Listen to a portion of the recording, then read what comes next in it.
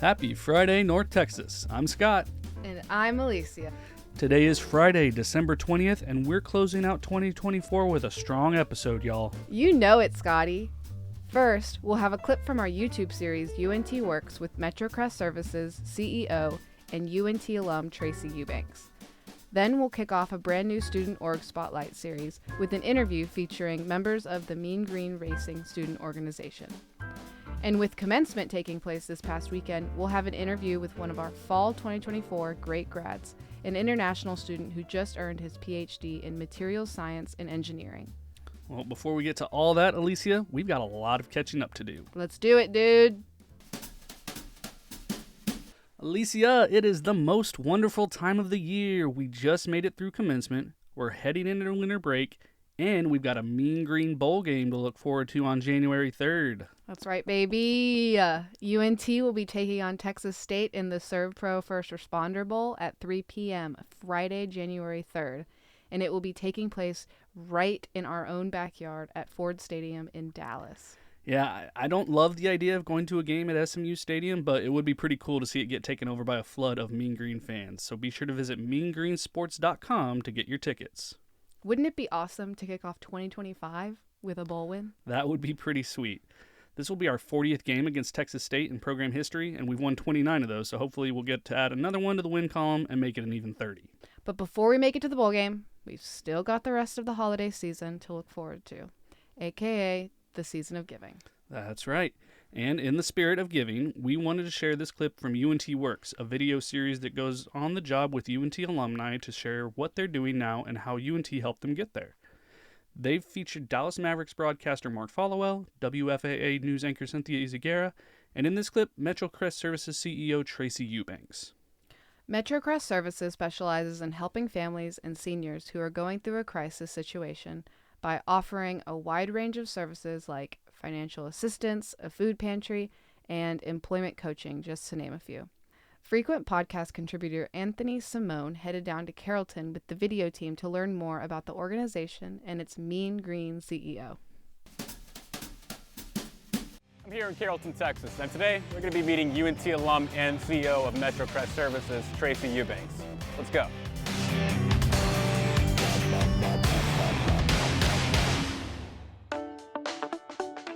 Hey, Anthony. Pleasure to meet you. Pleasure to meet you, Anthony. Tracy Eubanks of Metrocrest Services. So glad you're here. Thank you for having me here. This place looks amazing. Thank you very much. We're in our volunteer center where our volunteers do amazing work every day. They pack food boxes. They're the ones that really make this place hum. Tell me, what is the mission of Metrocrest Services? So Metrocrest Services has been serving this community for over 53 years, and our job is to help families that are in a crisis become independent again. So help with things like food and housing assistance to make sure people stay stable. But the idea is, how do we move people to self-sufficiency? We do that with programs like Workforce, sending people back to school, certifications, working on budgets and spending plans, doing things that help families not need us anymore, which is really what we want.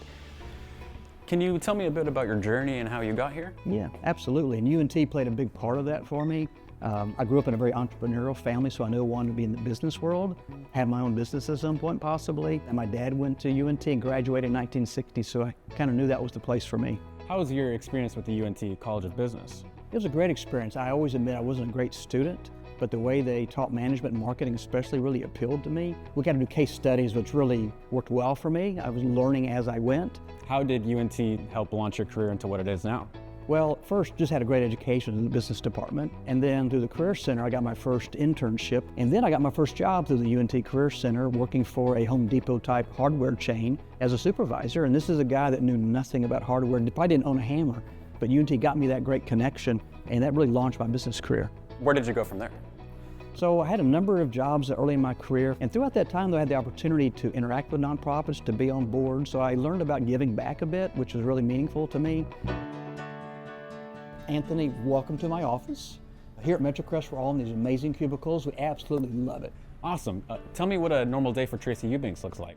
I start pretty early. I'm an early riser. I usually get here about 5:30 in the morning before most others get here. Get a lot of work done, get caught up on email, plan my day. How long are your days usually? So this gets me in trouble with my wife because they're much too long, usually 12 to 14 hours a day.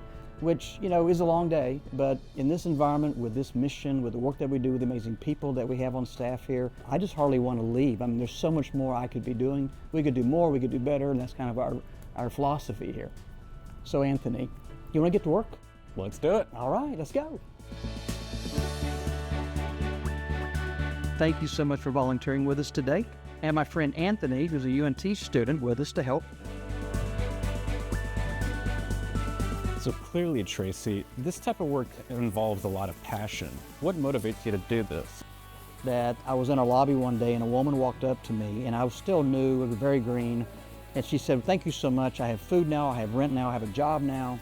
And she thanked me for it, and I wanted to say, well, I haven't really done a whole lot, but my employees have done all this. And she said, well, you may not remember me, but we went to high school together up here at Newman Smith.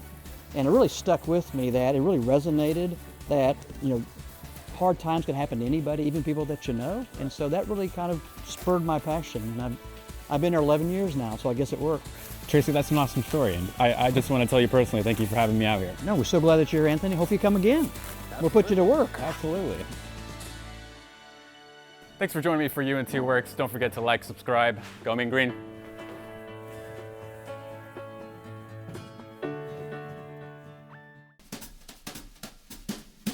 Loved hearing about Tracy's UNT journey and how passionate he is about his work. Yeah, working 12 to 14-hour days, you gotta really love what you're doing to pull that off. Be sure to check out the show notes if you like to watch the video or the rest of our UNT Works series. All right, now we want to shift gears. Our very own Amanda Lyons interviewed members of the Mean Green Racing student organization for our new Student Org Spotlight series. Okay, so we are here with two members of Mean Green Racing. Can you guys go ahead and introduce yourselves? Yes, my name is Aiden Larkin. I am the president of Mean Green Racing. And my name is Miguel Ordaz. I am the chief engineer for Mean Green Racing. So Mean Green Racing is UNT's Formula SAE team. Can you guys explain what Formula SAE is? SAE stands for Society of Automotive Engineers. Our organization is part of the collegiate chapter of SAE, and our overall org is FSAE, Formula SAE. Our organization is a student-led team that is focused on building better engineers and business professionals of the future. We use skills and knowledge we learned from our classes and predecessors, our alumni and people on the team before, to build an open-wheel race car, similar to an F1 car, but a lot smaller. Okay, so you bring this out to a competition every year, right? Yes. So what happens at these competitions? The competition, we show up to it. We get judged on the cost of our car, the business decision we took to build the race car, as well as the engineering decisions that we took to build that race car. And once everything is said and done, we get to actually race the car. There's several events that we go into. There is a drag race that we are a part of. There's a figure eight, as well as a standard SCCA autocross event and an endurance race that we take part of. Okay, so there's multiple races, but you're not just judged on the race. It's also the cost and the build of the car. So engineering and cost itself. Okay, that's pretty cool. There's actually about 100 different teams all across the U.S. Teams like UTA, UCLA, Western Washington, also MIT has one too. Okay. And sometimes there's also international ones. We've had a couple of them. In 23, when we went last time, there was a team from Poland that flew over here and competed. And they flew the car too? Yes. They didn't fly the car. They ended up shipping it on a boat. So they had to put it on the boat like 3 months before competition itself. And just hope it got there. Yeah. Does the location change every year? It hasn't in the past 4 years. It's still currently in Michigan International Speedway. Okay. But before that, it took place in Lincoln, Nebraska. Okay, cool. So sometimes you'll get to go new places, but lately you've been going to Yeah, the it's same just been one. Michigan. So Michigan. Gotcha. Okay, so do you have to be an engineering student to join Mean Green Racing? No. We're open to all majors. We actually just started up our business team. It's relatively new. We started up in this spring. We also have different majors like kinesiology majors. We're, like I said, open to all majors. It's just majority of the time, a lot of our members are engineering students just because we're located on the engineering campus, and it's very easy for us to just ask our classmates saying, hey, come join our team. Mm-hmm. They're just right there. Exactly. Yes. So what kind of happens at these meetups, regardless of what major you're in? The business teams, like Aiden said, they take care of funding, recruitment, things that are better suited for business majors compared to us engineers. On the engineering side of the team, we go through designs, changes in the designs, as well as manufacturing practices or ways that we were able to make the part for the car. So you said funding. So what do you mean? Like, is this outside source funding? Yes, it is outside source funding. UNT does give us some amount of money, but the car itself costs a lot of money. That way, the university cannot give us enough money to outright build a car. It is up to us to talk to companies, alumni, supporters, or individuals that want to either give funding, support via resources, or also services. There's also some companies also offer manufacturing of some of our parts. Oh, cool. I can see where the business majors would come in handy Yes. here. Yes.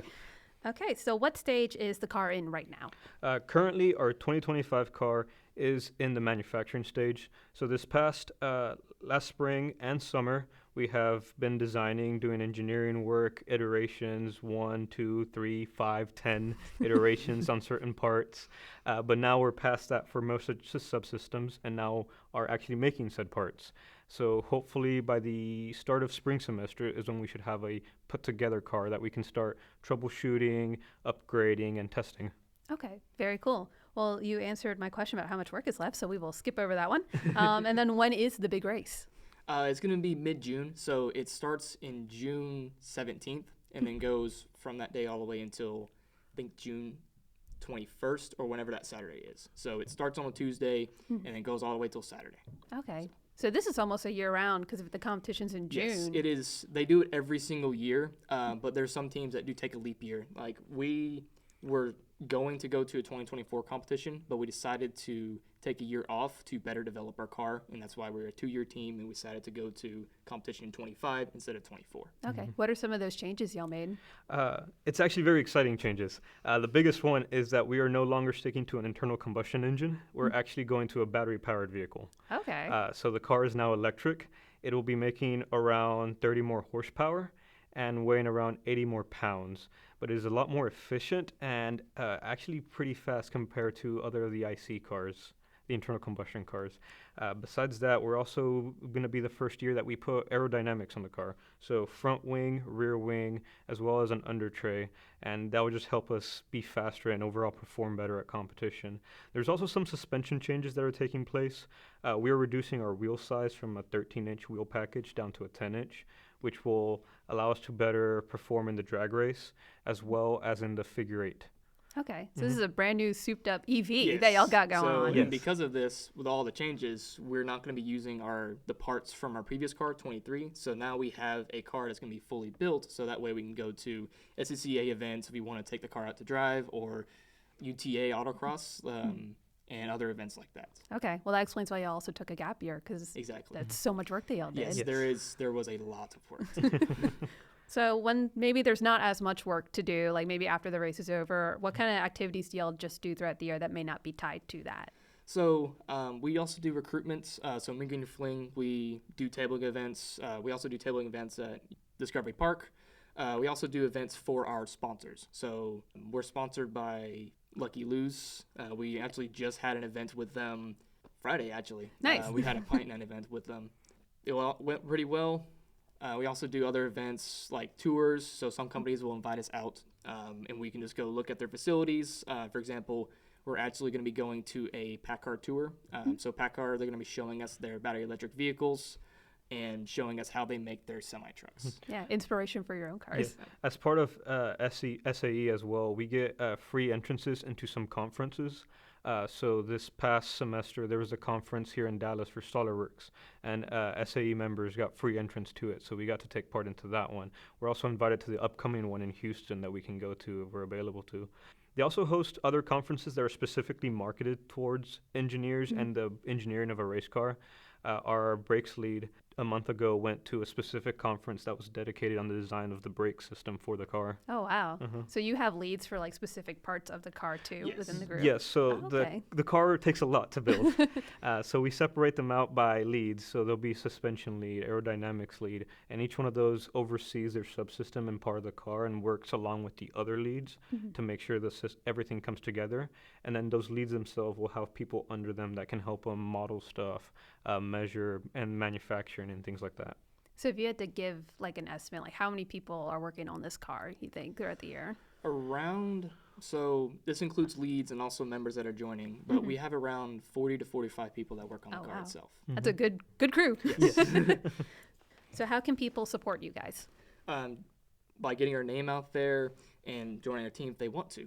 We are open to all majors. You do not have to be an engineering major. You can come help by either if you want to get involved in the engineering side or you want to get involved in the business side. We do have different tasks and projects for everyone to work on. And also just talking about SAE and getting our name out there. We're not well known on main campus because we're isolated at Discovery Park. So coming out to our events, talking to us, and just getting to know us is probably the best way that everyone can support us. So are people who are interested in helping you guys out, like sponsors specifically, how could they find you guys? We do have a website. It's meangreenracing.com, and there is a contact form for them to fill out. That contact form goes directly to our email that everyone on the team can see. So then that way we can respond back and start that conversation. We also do have an Instagram, Mean Green Racing, which is where we post sponsor posts. So if we get a new sponsor who, let's say, gave us funding, gave us support through either parts or manufacturing, we do sponsor posts then. We also do posts for the events we do and also our workday post. Our workday post is our media team will go around and take pictures and kind of talk to all the leads and see what they're working on that day, and then we post that on our social media. So you kind of get to see what exactly each of the team is doing. Okay, very cool. And then so for students, I'm assuming they can go to Instagram, but maybe there's someone who's interested in joining Mean Green Racing. How do they find you guys? Yes, so our Instagram has our Discord, which is our main communication method, and they're welcome to join. They can always reach out to us through OrgSync, and the email will reach directly to the officers. And everyone's welcome to join, whether they help out with wrenching on the car if they're not too familiar with engineering practices yet, or help by designing stuff in front of a computer and clicking a mouse and typing on a keyboard. They're welcome to do that. As well as going to events with us and speaking about the car, like Aiden said, getting our name out there is the best way that we get funding, and more funding equals a better car. Makes sense. All right, well, thank you guys, and good luck with the race. Man, I love a good student org story. Really takes me back to my UNT running club days. Yeah. Big thanks to Amanda for bringing us that interview. Check the show notes to learn more about Mean Green Racing and other student organizations. And if you'd like us to feature your student org on the pod, use the contact info in the show notes and get in touch. Alicia, maybe you can get us an in with the running club as a proud alum. I'll see what I can do. Up next, we wouldn't let commencement season pass us by without featuring one of our great grads on the pod. That's right. Every commencement, our division writes stories about dozens of graduating students who have accomplished great things in their time at UNT. Sharing those stories is one of our favorite projects we do here.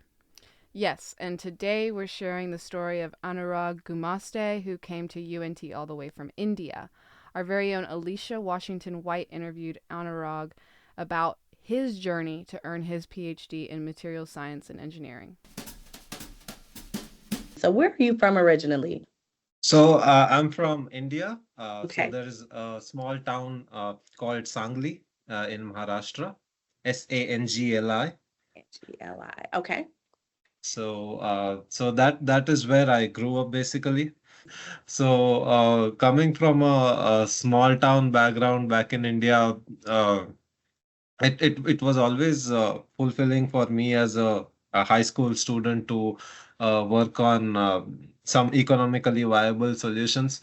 So like one of the examples was for my backyard garden, I designed a frugal water sprinkler system because my mom used to water all the plants every day, but then I designed it myself using plastic bottles and pipes, which cost merely $3. Oh my So that was something, a kind of story wherein I was always interested in engineering solutions. So I found problems interesting, and trying to build solutions was something that was there in me. So this was done all using waste pipes and bottles. So that was something which was interesting. And then I grew up watching these science fiction movies like Transformers and stuff, which rooted a belief in me that science and innovation can make the life on the planet very efficient and easier. Mm. So blend of automation and human control can really help build a more sustainable world without compromise to any environmental concerns. So Yeah. that was always there as a part of when I grew up. Okay. So Now tell me, please, are you the first person in your family to go on to college, or did you have other influences that made you want to study engineering?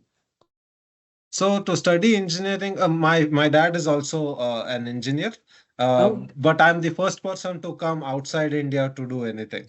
oh my So goodness. there was always an influence of people around doing engineering. There were quite a few in my family who did engineering, but then I was specifically interested in mechanical engineering because it had something to offer in terms of thinking, and the real world things happen in mechanical engineering where you could see and devise things. So that was the most interesting aspect.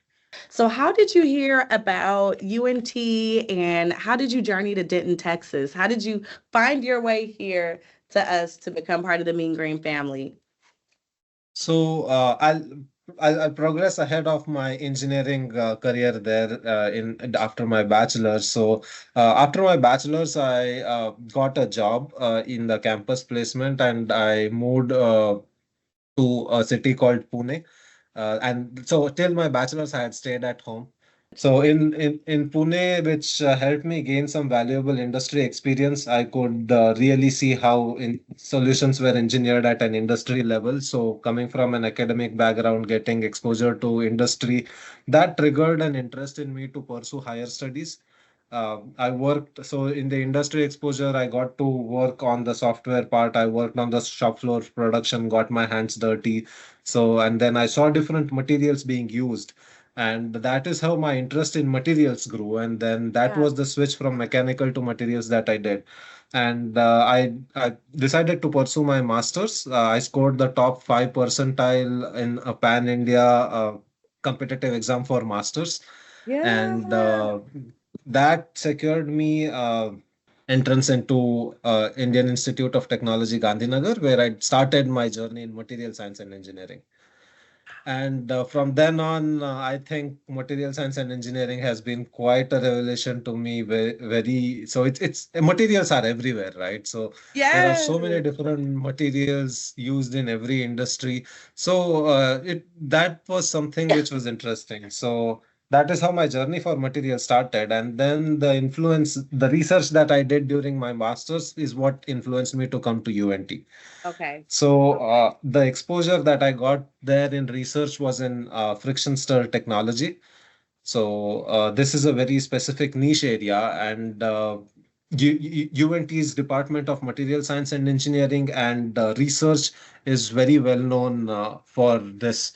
The material science department in UNT is top notch in terms of research. It's a tier one research institution, and that is what essentially I felt that I want to come to UNT to do my research. And Professor Rajiv Mishra, who was my dissertation advisor, Mhm. he's one of the top in the fields, and hence I decided to come to UNT. Yes. Oh my goodness. So So then there this, were admits from yes. other institutions, but he that was the specific thing that I wanted to do, and hence UNT.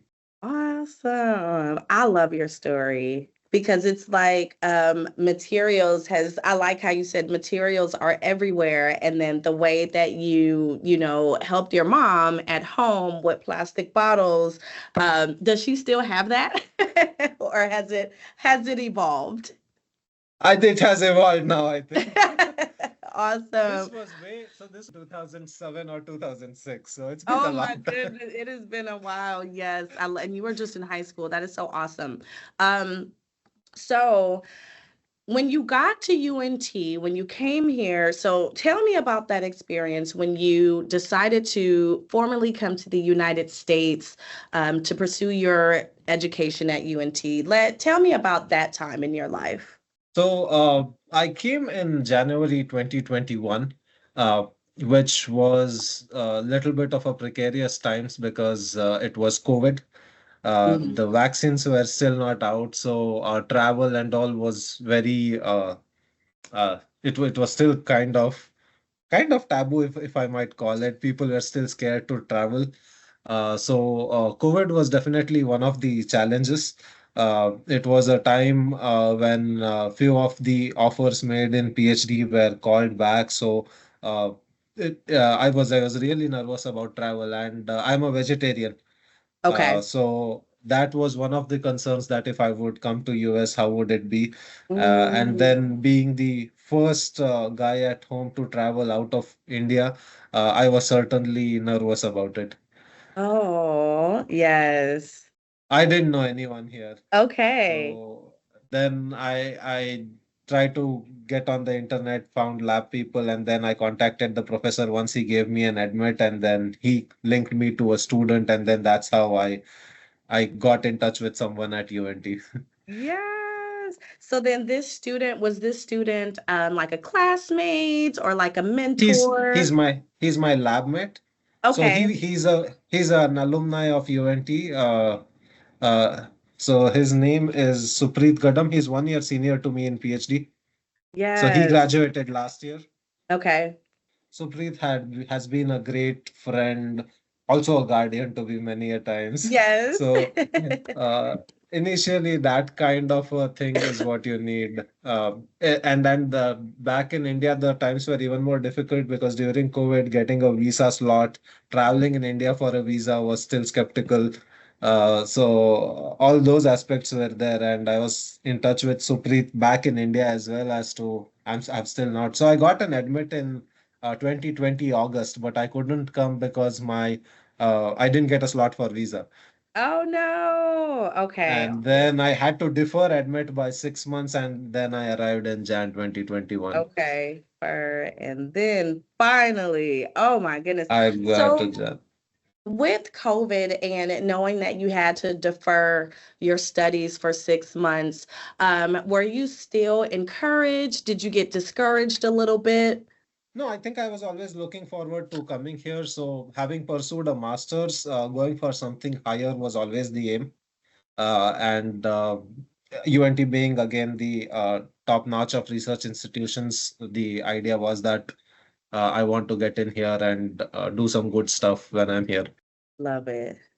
Um, And it has always been at like home to me. The people around, my lab mates, friends that I have made here, and especially I would like to mention the UNT dining halls. oh Uh, my goodness. having a having a vegan dining hall and so many vegetarian options made my life really Yes. easier during the start of my journey here. I love that. Oh my goodness. And you know what? A lot of students that come here internationally, they're afraid because it's so much food and I'm a vegan, I Yes. have dietary needs. So did you eat a lot at the Mean Greens Cafe? I Yes. did eat a lot at the Mean Greens Cafe, and especially Eagle Landing, where you have a separate vegan counter. Yes. So Oh my those two goodness. were my favorites. So I love to I hear it. enjoy visiting these places, and I'll miss going out of here. I love this.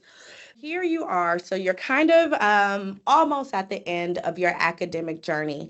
And let's say we still have, freshmen that come to us.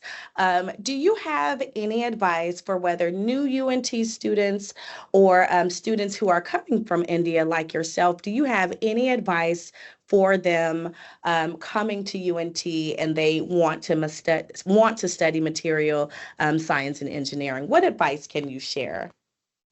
So, material science and engineering department is one of the top notch. So, I don't think anyone should think twice before coming in here. If research is the interest, UNT Material Science and Engineering is a place to be. It offers a wide range of exposure in terms of research, very nice professors and academic standings. Mm. Uh, uh, the research is very good, and there are lots of seminars that happen. The exposure that we get at UNT because of international professors and students who are visiting, and the support that we get to visit conferences from the department, I think, is huge. and from UNT College of Engineering. So these are all the aspects that really give a good exposure and support students. So and from a more life perspective, I think adversities define character, and hence it isn't just about achieving the top of something, but uh, progress rather lies in the continuous pursuit of further challenges and growth. It's about looking for newer horizons to conquer ahead. So I have a small quote which has developed over these Please years, share. which can be probably included at the end. So success is not Okay. when you reach the apex, it is when you reach there and discover greater heights to be scaled. Mm. So this is the last question that I have, last series of questions. So, what are you most proud of as a UNT student? Like, what is your proudest accomplishment? You certainly have several to choose from, but you yourself, what are you most proud of during your time at UNT? I'll have to think about that. Yes, take your time. It has been about the 4 years have been definitely very transformative for me in terms of research learnings and how I look towards life. Uh, the achievements that I have accomplished in research are something that I'm really proud of, and they wouldn't have been possible without the support, mentorship, and guidance of faculty and my peers in the lab. Yes. And I did have a bit of health issues in between my PhD, but then I decided to take that seriously, and then I participated in I started running and picked that as a hobby, and I ran two Irving runs in the Irving Marathon. So yeah, I ran two 10Ks in the Irving Marathon December 16th last year and Oh May my 30th, God. March 30th this year, I think. Yeah. Oh my goodness. So picking running as an hobby has been one of the redefining moments for me. Uh, and and the third thing was I started cooking. So my you need something to pick up during your PhD to get away Yes, from the mindset yes, of research. So I have really enjoyed cooking different cuisines during the last 3 years. And so these are the three things that I pick up probably: yes. research, running, and cooking. Uh, Research, running, have and cooking. I love it. So cool to hear how the vegan options at Mean Greens Cafe gave Anurag some comfort as he adjusted to life in the U.S. That's right. We love our UNT dining options. Shout out to Mean Greens and shout out to Alicia for bringing us that interview. Check the show notes for a link to her story about Anurag or to read more about our fall 2024 great grads. It's Q&A time, Scotty. What's our Q today? Well, since it's our last show of the year, our question today is, what are your goals or resolutions for 2025? Well, for 2025, my goals are to meditate more, read more, and cook more. 2024 was a very fast-paced and stressful year for my family and I really just want to be more intentional with how I spend my time. I also want to learn how to drive. My goal is to learn how to drive, not because I want to, hot take, but because I probably should at the ripe age of 24. Yes, listeners, I still don't know how to drive, but that should change in the near future. Hopefully. I'll keep y'all updated.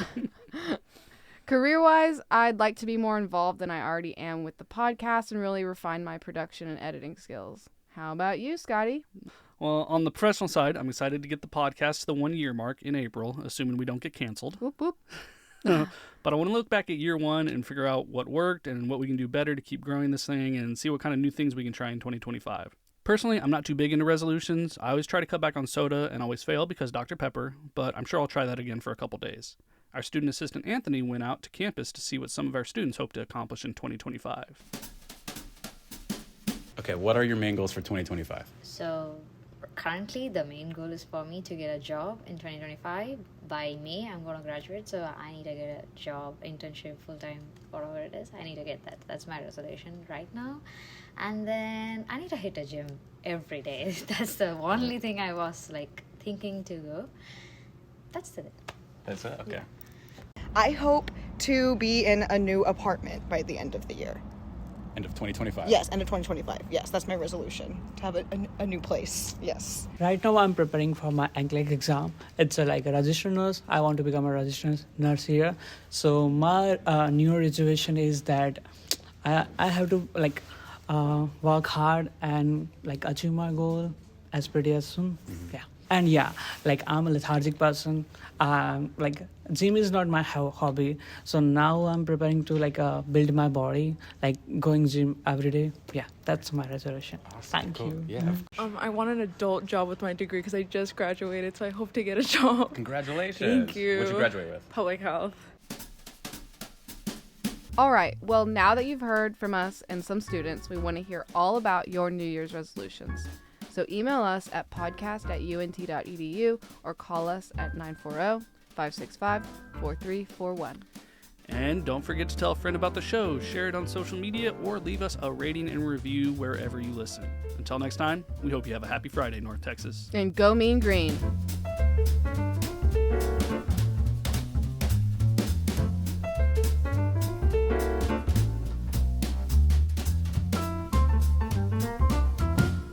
Happy Friday, North Texas is a production of the University of North Texas. Today's show is produced by Scott Brown with editing by Scott Brown and Amanda Lyons.